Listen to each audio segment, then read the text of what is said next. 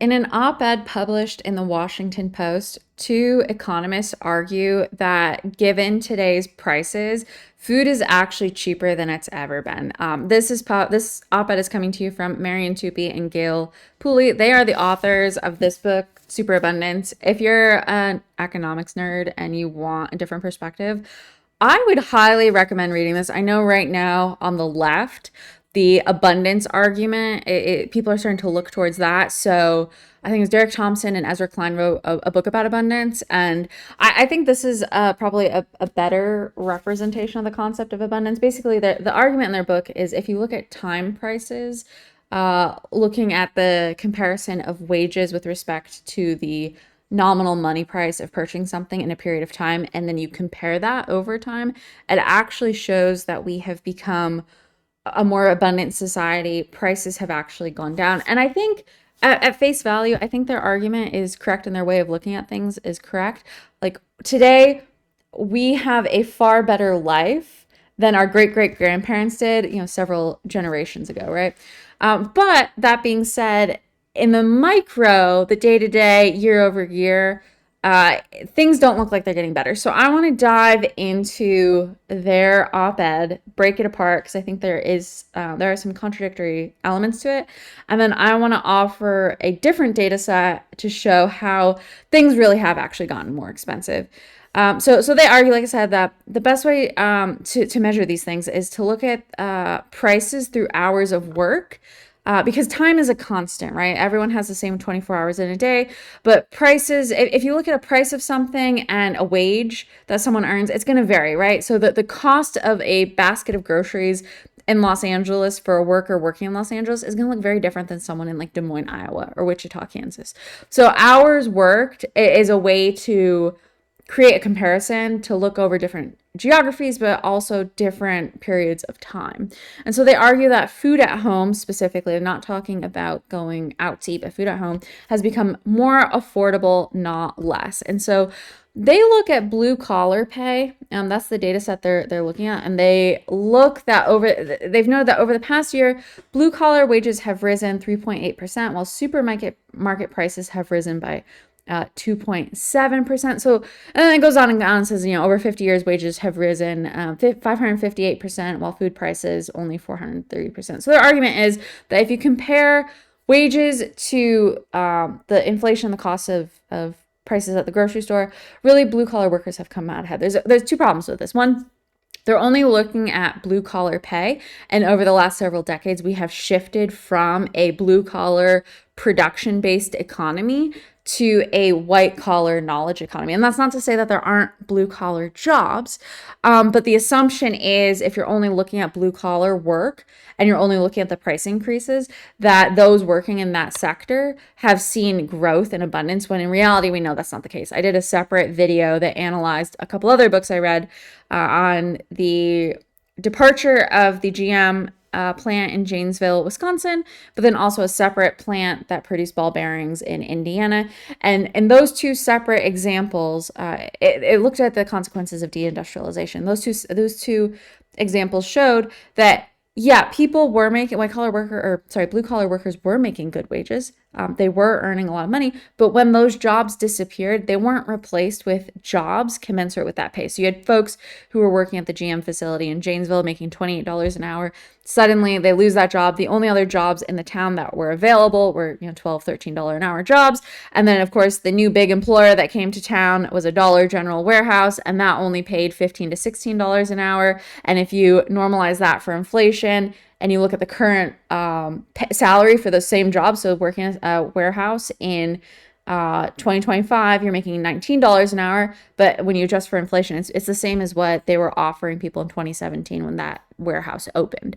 So you're not actually seeing a growth in wages. I mean, I'm sure like some people who have stayed in their jobs, and there are definitely people who have seen a growth in wages. I'm not saying they're not, but for a large portion of the population, especially those in manufacturing and production-based work, they haven't necessarily seen a growth in wages because they haven't seen a growth in job opportunities. And if anything, they've seen a loss. So you have to account for the change in income overtime that workers are experiencing. It's not just that, wages have gone up constantly. People change jobs in many cases at no fault of their own. And because we also live in a white collar economy as well, you have to take that into account. So while blue collar pay is typically normalized on a fixed hour week schedule, so 40 hours a week and then you get your time and a half for overtime, that's not the case for white collar workers. In many cases, white collar workers are going to be their salaries, so they're going to be working more, which devalues the value of their hourly time, and it's going to change how things cost. So that's one problem. The other thing, they look at the consumer price index for food at home, and I think everyone knows at this point, like, you can't trust the stats. Like, supermarket prices over the past year have not risen 2.7%. Anyone who's been to the grocery store knows this. I'll show you more on this in a minute. But the CPI changes, right? The basket of goods that's included in the CPI changes over time, depending on the people calculating it. So, several years ago, if they wanted to include steak in the CPI index, they included it. Now they can include hamburger. It's common for them to make substitutions for equivalent items, but it's not necessarily one and the same. So you can't really take that at face value, because it's not consistent over time either. So that's my two problems with that data. So they argue that Thanksgiving dinner price in hours of work has declined.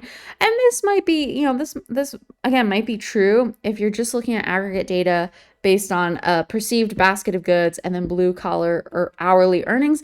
But that isn't going to be the case for everyone, because, like I said, they said over the same period of time, blue collar hourly wages rose from $8.92 to $31.33.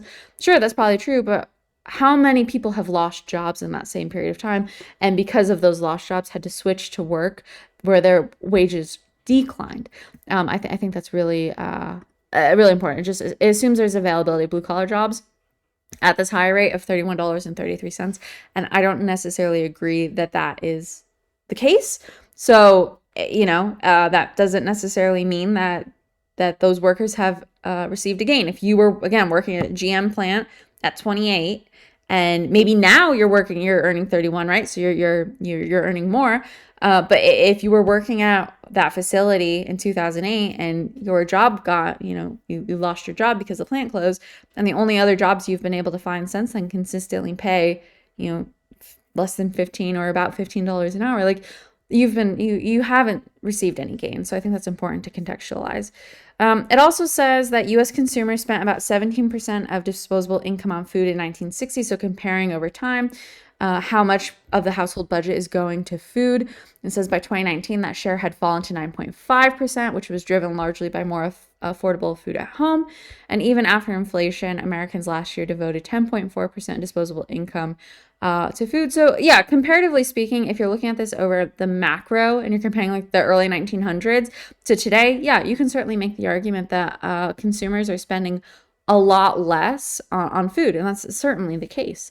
But that doesn't necessarily mean that food has become more affordable. So they argue that abundance predicated on better seeds, fertilizer, machinery, transport, refrigeration, packaging, inventory management, and data systems have led to increases in agricultural productivity. So the reason why food prices have gone down is because we've become more productive in how we produce things.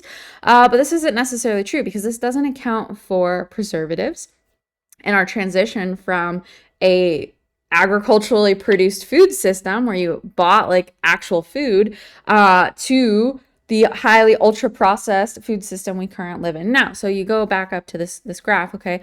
Thanksgiving dinner price. This is probably comparing things like homemade green beans, homemade dinner rolls, homemade mashed potatoes, and a turkey you cooked yourself. Okay, so that's those are a couple examples. How many people today actually are doing those things? You have people who, instead of buying a 5-pound sack of potatoes, they're buying like those pre-packaged like boxed, just add water potatoes at the grocery store, right? Or they're buying pre-made dinner rolls. They're not making dinner rolls. So of course, if you're only comparing the homemade stuff, so the cost of flour, salt, water, yeast, and comparing that change over time, then yes, of course, the cost of dinner rolls have become more affordable. But if you're not taking into account increased preservation and preservatives in food, the ultra-processed nature of food, and the fact that people are choosing pre-made food items or semi-made food items at the store. They're not actually purchasing the ingredients to cook themselves. I think things might be a little bit more expensive. I don't have that data in front of me. I'd love to see an analysis of that to further validate that. But yeah, they argue that in terms of hours of work, the typical American must sacrifice less than earlier generations to put groceries on the table. And I think if you're comparing earlier generations, yes, this is certainly true. But if you're looking in the micro and you're looking at year over year, or even a comparison between the start of this past year to present, food has become largely unaffordable. So what I've done is I went ahead and I created my own data set. So I'm a super nerd. I track all sorts of data. So I've been tracking my grocery store purchases this year. So I have an itemized list. I think there's like 1,000 line items on it at this point, of everything I've purchased at the grocery store. So I mostly shop at H-E-B, which is a chain here in Texas, and then Costco. So I have a good comparison over time, and then I buy a lot of the same things, right? Like I'm not buying a lot of like prepackaged foods or ultra processed foods. I'm buying a lot of like the same basic ingredients over time. So it allows for a good basis of comparison. So I've just selected a couple of items here to show you how prices have changed. So I'm going to show you the change in price between the start of the year, so January 2025 to present. So I have prices from October as well as November. And then I'm also going to show you a comparison in that with regard to income changes, because again, the assumption is, well, everyone's incomes are just going up every year and keeping up with inflation. That's not true. My own personal income has gone down in large part because a lot of the work I was doing a lot of freelance writing work, has absolutely been decimated because of changes with how people engage with search results now, how people look for information online, the proliferation of AI tools that provide summaries and overviews, and that kind of stuff. So I went from, earning a decent income to no income this year, and in large part because of that. So I think that's important to consider, because as we're entering into this period where specifically white collar work is about to disappear, this is going to happen for more and more people. So yes, while prices might seem might go down or might seem more affordable, if you compare like year over year and you factor in income changes, especially if you're seeing an income loss, things are going to become more expensive, especially too if you're not earning, if you're not getting not promotion, a raise, right? And this has happened for a lot of people. I know I just read a news headline that a lot of the consulting firms, because of artificial intelligence, they've frozen entry level starting salary packages. So, you could have made something a wage in 2020, and if you haven't earned an increase since then, or if your increase is only barely kept up with inflation, you're actually spending more time to purchase groceries because the price of groceries has also increased. But I'm going to break this down for you. So I looked at 5 different things. So the 5 dozen box of eggs at Costco, the Brussels sprouts at Costco, a 12-can box of seltzer water at H-E-B, tempeh. I'm a vegetarian, so I eat a lot of stuff like tempeh. And then cheddar cheese, a 16-ounce block of cheddar cheese at Costco. These are things I buy on a regular basis, pretty much a monthly basis.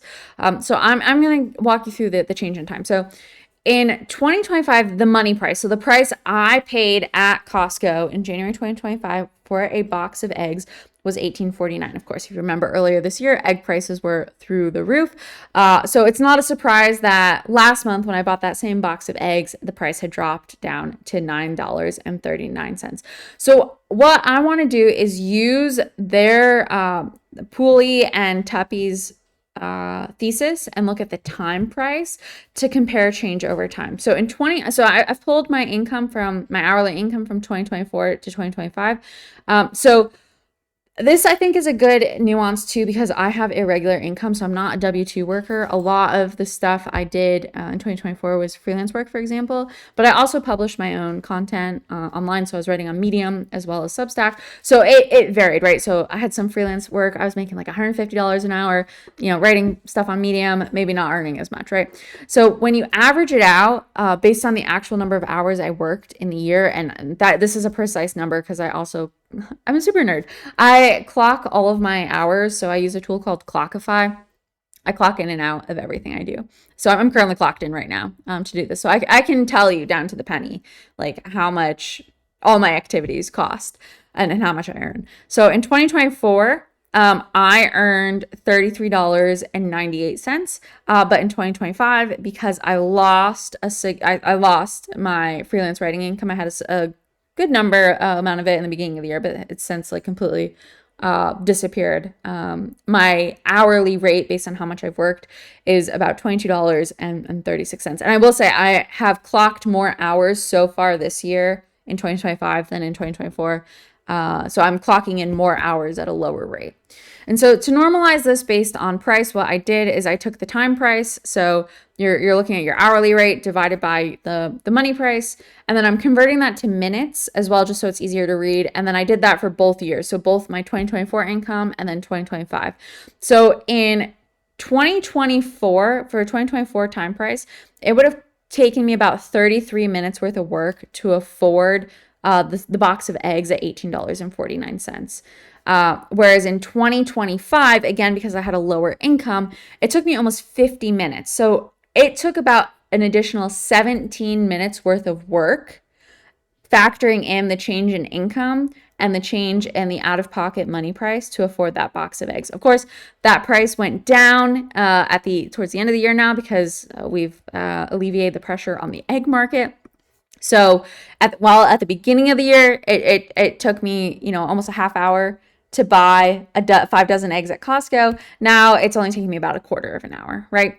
And so instead of taking a full 17 extra minutes this year, or 17 minutes to work to afford the eggs, it's only taking me about 9. So I did this with every single thing I bought. I chose Brussels sprouts to include on here because the prices stayed the same. So price has not gone up since the beginning of the year, while my income has changed. So in 2024 in minutes, it took me about 10 minutes, a little bit more than 10 minutes to afford Brussels sprouts at my hourly rate. And now it's taking me about 15, 16 minutes to afford that same thing of Brussels sprouts, okay? And then it goes on with seltzer, it goes on with tempeh, and it goes on with cheddar cheese. So you can see, well, yeah, it's not significant, right? I mean, the eggs in the beginning of the year was pretty bad. But for the most part, you're looking at an additional cost of a handful of minutes, less than 5 minutes, right? But let's break down each of these, looking at the different impacts. So the wage drop impact from 2024 to 2025 meant I have to work 52% harder to afford things this year that I had previously been able to afford last year. So this isn't even including inflation. This is just a function of losing work. And again, I think this is important because the reality is people are losing jobs and they're not necessarily getting jobs, replacement jobs that bring them back to the income they had before. And I think if you just look back at our recent history, post 2008 recession, deindustrialization, this has proven to be true. Just because you had a good paying job at one point in time in your career doesn't mean you're always going to have a good paying job. And while new entrants to the market may have the higher rate of income, it doesn't necessarily mean it's going to be consistent across time. So I think this is worth noting. So just year over year, it's a 52% increase in my effort in order to afford basic groceries, by sheer fact of just losing work, okay? Then if you look at the price change, you can look at the comparison between the start of the year and the present time. So obviously eggs have dropped by almost 50%. Obviously that's because there's been an alleviation in the price and the supply of eggs in the market. Brussels sprouts, no change at all. Everything else, seltzer water, tempeh, and cheddar have all gone up by double digits. So this is why I'm saying I don't think that inflation is like that I think they said, what was it, 2.7 in here, 2.7%. I don't think that that's true. And of course, like my costs are going to be different than your costs. So this is very subjective, but like if you buy cheddar cheese at the store, like I buy cheddar cheese, I think that's a pretty common item. It's a 16% increase just in the last couple of months, to be honest. So prices definitely are fluctuating and have gone up. So what I've done here is I've looked at the total percentage change in effort. So if you factor in the drop in wages and if you factor in the price change, what is the actual percent of change in effort? And I've used all the minute pricing for this. So I'm not calculating with these dollar values. I'm doing it um, with Tupy and Pooley's time price metric, looking at the time price, but normalized in minutes, right? And so for eggs, the percentage change in effort is a drop in 23%. So eggs, have become more affordable. Brussels sprouts are commensurate with the wage drop because there hasn't been a similar price change. Everything else, it's about a 69 to 76% increase. So that's pretty substantial. And I'm not saying that is the actual rate of inflation, obviously, because that's not. But that's I would say more representative of affordability and loss of purchasing power. So these things, yeah, like over time in the macro, sure. Things that we have more convenience, like back in, the 1900s, I wouldn't even know where to go buy cheddar cheese, right? Like, did poor people have cheddar cheese? I don't know. So yeah, I get it. Like things have certainly changed. We have more abundance over time. You can make that argument. But if you look at the year over year, things have gotten more expensive. Things are less affordable, and purchasing power certainly has declined. Like I can't buy as much cheddar cheese as I did a year ago, in part because the price of cheddar cheese has gone up, and in part because my wage has gone down. So the total price in minutes that I have to work to afford cheddar cheese has gone up. And if you add this together, right? We're not just talking about these individual things. If it's, 4 or 5 minutes per item at the grocery store, if you buy, 4, 5, 6 items, like that's going to start adding up significant amount of time. And so you're going to have to work more hours in order to be able to afford things that you used to be able to afford in the past. And so why is that significant? Because right now time is a really important commodity. And I don't think people quite understand how important it is. We all have the same 24 hours in a day. We all get to choose how we spend those 24 hours. We are in the midst of a massive technological transformation right now, where the people who allocate their time towards learning the new technologies that are coming online, staying on top of the news, honing their skills, becoming masters in their craft, learning offline skills, something as simple as gardening, right? People who have the time to be able to allocate to those things, starting a business, working on a side hustle, all those things, they're going to be the ones who are better positioned to navigate this transition we're in. And they're going to be the ones who are going to be more adaptable. If you do not have time freedom right now, if you have to work more because things cost more, you are forfeiting the time you could be investing in your own knowledge, and your own, and advancing forward. And that's important because that's also one of the arguments they make in this book, that abundance isn't just that we've become more productive agriculturally speaking, for example. It's that we've applied knowledge. We take knowledge and we've applied it in such a way that we have been able to innovate. And through innovation, we are able to produce more. And so if you don't have the time freedom to acquire knowledge, you're not going to be able to innovate. Personally speaking, I'm not, you don't have to be Elon Musk, but personally speaking, you're not going to be able to apply any sort of localized innovation for your own life. You're not going to be able to advance your skill set or build new skills so you can increase the value of your time. You're not going to be able to do any of those things to really benefit from the gains of abundance. And so I think that's really important.